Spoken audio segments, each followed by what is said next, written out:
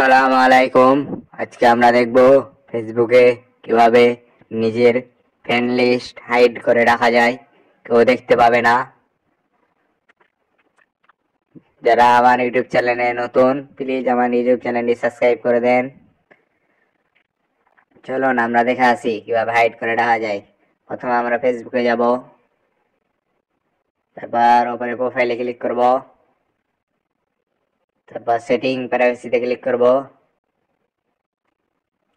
তারপর সেটিং এ ক্লিক করব,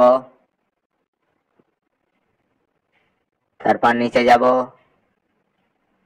তারপর how people and contact you click করব, তারপর ফ্রেন্ড লিস্টে ক্লিক করব, এরপর অনলি মিতে ক্লিক করব, তারপর সেভ করে দেব।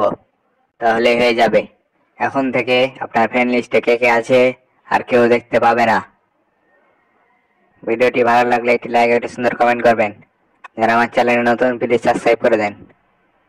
ধন্যবাদ এতক্ষণ সাথে থাকার জন্য।